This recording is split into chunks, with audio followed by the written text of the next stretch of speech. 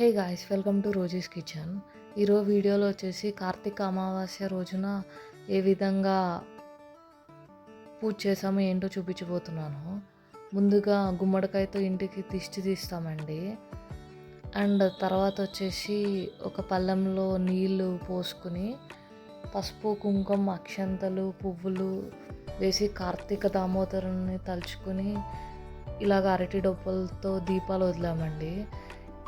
ఈ 30 డేస్ రెగ్యులర్గా మేము ఇలాగ వాటర్లో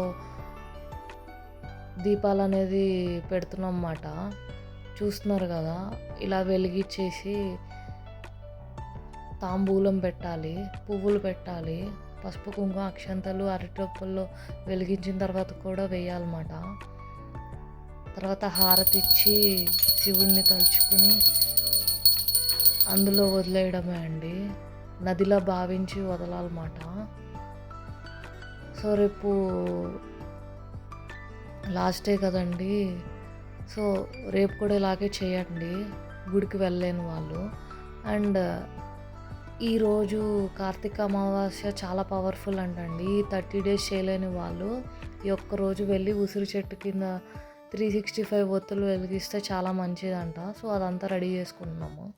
అండ్ స్వయం పాకం కూడా ఇద్దాము అని చెప్పి లాస్ట్ డే కదా.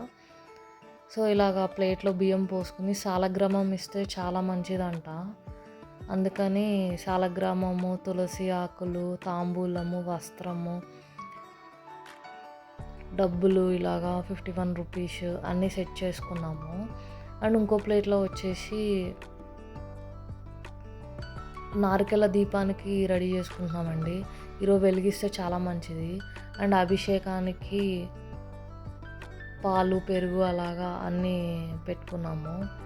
అండ్ రుద్రాక్షమాలు కూడా వేసామన్నమాట కాలభైరవుడికి. చాలా మంచిదంట వేస్తే అమావాస్య రోజు. అండ్ నారికెల దీపం ఈ విధంగా పెట్టామన్నమాట గుడిలో. సో పెట్టండి, ఈ విధంగా చేస్తే చాలా మంచిదండి. For more videos please do like, share and subscribe to my channel.